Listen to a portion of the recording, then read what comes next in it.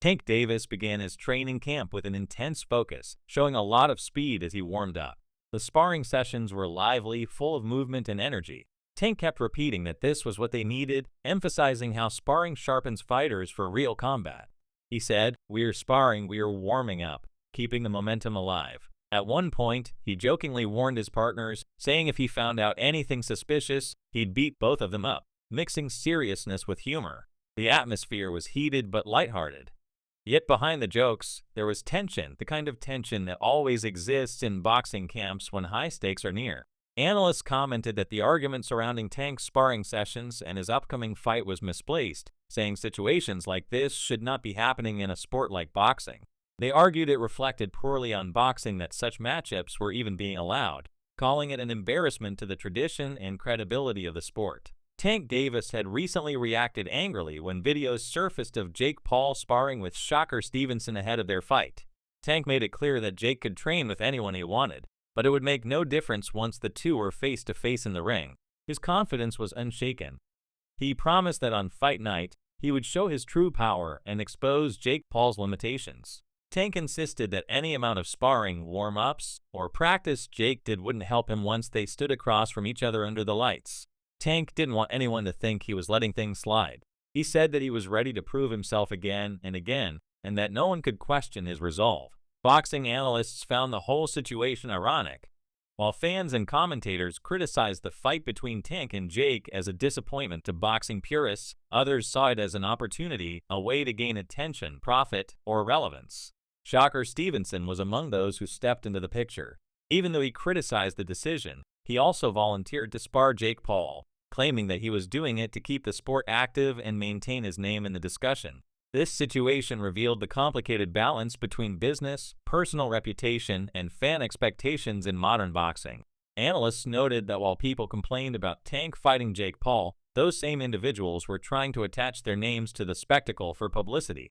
Shakur Stevenson's decision to help Jake Paul in training was seen as a publicity move, one that mimicked what happened before the Canelo Alvarez vs. Terence Crawford fight, when Gervonta sparred Canelo to help him prepare. Observers called this kind of behavior copycat tactics. They said that people like Shakur were trying to criticize Tank while still benefiting from the event's attention, essentially wanting to have it both ways. Terence Crawford himself once made a telling remark about the kind of fight Jake Paul represents. He said he would never take such a fight seriously, calling it unrealistic. But when pressed about whether he would fight Jake Paul for an absurd amount of money, around $200 million, Crawford joked that at that price, he'd fight him. Analysts pointed to this comment as proof that financial gain often outweighs boxing tradition, even for elite fighters. Observers began to argue that Gervonta Davis was now primarily motivated by money, not legacy. His recent fights, especially the upcoming one with Jake Paul, seemed driven by financial benefit rather than boxing glory. Analysts said that if fans truly wanted to see Tank face elite names like Shakur Stevenson or Lamont Roach, then promoters, particularly his current promoter, Turk, would have to offer him the kind of massive payout seen in Canelo Alvarez vs. Terence Crawford. Tank's earnings after the Ryan Garcia fight were reportedly around $40 million, and that payday changed how he viewed the sport. Analysts said that once Tank makes another $40 or $50 million fighting Jake Paul, he might have no reason to fight anyone else. The motivation to take on hungry, dangerous fighters like Shakur Stevenson would vanish unless promoters offered him a similar nine-figure deal. For Tank, it was no longer about competition, it was about securing financial stability. Shakur Stevenson, one of the sport's most respected young champions, expressed his disappointment in Tank for choosing Jake Paul over him. He called it disrespectful to the sport and accused Tank of ducking true competition. Shakur made it clear that he believed he was the best fighter in boxing today, and that Tank's decision to face a crossover YouTuber instead of a world-class boxer was a disgrace. He said that real fighters chase challenges, not money, and that Tank's actions were damaging the sport's integrity. In interviews, Shakur didn't hold back. He said that if Tank was truly confident, he should accept the challenge. He added that Tank's choice showed fear and disrespect toward the real fighters in boxing. Shakur also commented on the possibility of Tank fighting Lamont Roach, saying that Lamont was a dangerous fighter and that Tank needed to be careful because that fight could easily go wrong if Tank wasn't at his best. Tank Davis, on the other hand, reacted with frustration to fans accusing him of avoiding top fighters like Shakur Stevenson, Devin Haney, or Teofimo Lopez. He said that he didn't care what fans thought, arguing that people constantly switched their loyalties. One day, they supported him, and the next, they turned against him after one bad performance.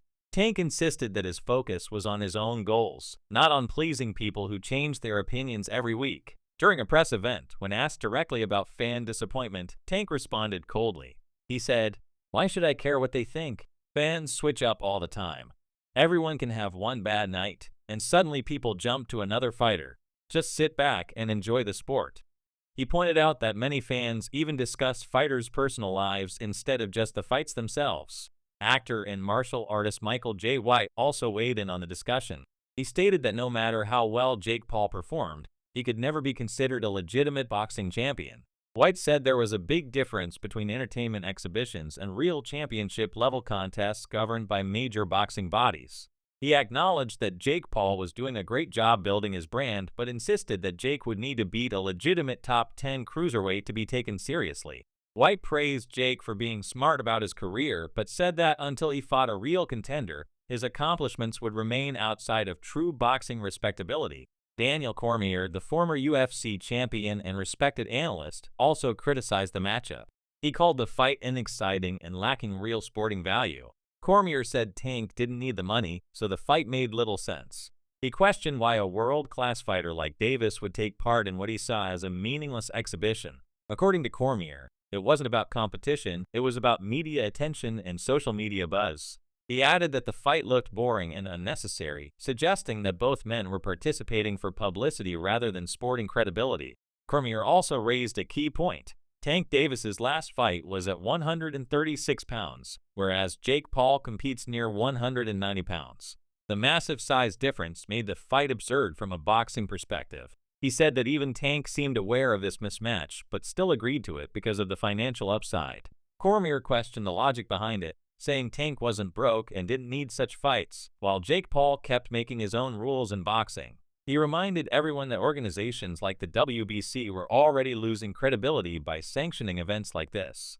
Historically, boxing's biggest sanctioning bodies carried immense power, but new promotional structures like Zuffa Boxing were slowly changing the balance.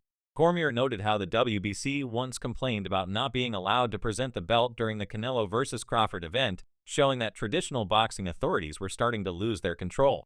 This, he said, was another sign of the sport becoming more entertainment-driven than competition-focused. He concluded that boxing was losing its identity, saying that allowing fights like Jake Paul vs. Tank Davis embarrassed the sport and reflected its misplaced priorities. Showbiz the Adult, another well-known boxing commentator, acknowledged that even though the fight seemed ridiculous, it would still attract huge viewership. He pointed out that people might criticize it, call it an exhibition, or say it's meaningless, but they would still tune in because curiosity sells. He said the mix of a lightweight like Tank versus a bigger man like Jake Paul created enough intrigue to make people watch. Showbiz said the audience didn't fully believe the fight was genuine competition. People knew it was an exhibition, but they wanted to see whether either man would actually try to knock the other out. He added that fans had grown tired of exhibition fights that lacked real aggression, referencing Floyd Mayweather's fights with Logan Paul and Mike Tyson's exhibition with Roy Jones Jr., where both fighters held back. He said what fans truly wanted was to see two men go for a knockout, not another friendly sparring match disguised as a fight. He challenged Jake Paul and Tank Davis directly, asking whether they'd actually try to hurt each other. He said fans wanted to see if Jake would try to send Tank flying across the ring, or if Tank would deliver another viral knockout like he did to Ryan Garcia and Leo Santa Cruz. He made it clear that fans were done with fake fights. They wanted something real. Teofimo Lopez also shared his perspective, calling the event fun and entertaining, but reminding everyone that it was still just an exhibition. Lopez said it wouldn't count for rankings or legacy, but that it made boxing exciting for casual fans. He said such events helped attract attention, but that true boxing fans still wanted to see Tank Davis face real opponents. Lopez emphasized that the fight should be viewed as a show, not a test of skill. Timothy Bradley, a respected former champion, brought a more personal and emotional take. He reminded people that fighters like Tank Davis live under immense pressure, not only from fans but also from their own pasts. Bradley said critics often forgot the kind of trauma and hardship fighters endured before reaching the top. He urged fans and commentators to look at Tank's background before judging his choices. Bradley explained that Tank's parents struggled with addiction and legal troubles, and he was raised primarily by his grandmother. Growing up in Baltimore, Tank turned to boxing as a way to escape the chaos around him. His mentor and trainer, Calvin Ford, played a major role in shaping his life. Bradley said that if Tank's relationship with Ford was strained, it could affect his mental state and decision-making. He clarified that he wasn't making excuses for Tank, but providing context, saying understanding a fighter's background helps people see why they think and act the way they do. Bradley said that understanding someone's DNA, as he put it, was key to judging their actions fairly. He said people often ignored this human side and rushed to criticize. He recalled his own career in 2012 when he tried to live right, train right, and still faced heavy judgment from fans who didn't know his struggles. He used that memory to show how easy it is for people to criticize without understanding. Analysts continued debating the broader impact of the Tank Davis versus Jake Paul fight on the sport. They said that while it would generate massive money and media attention, it also risked damaging boxing's credibility. Many viewed Jake Paul's strategy as deliberately picking big-name opponents who were smaller or older, creating a spectacle rather than a true test of ability. The result was curiosity-driven entertainment that blurred the line between real competition and stage spectacle. Jake Paul's business model, they said, was clear: choose fights that spark attention, even if the matchups make little sporting sense.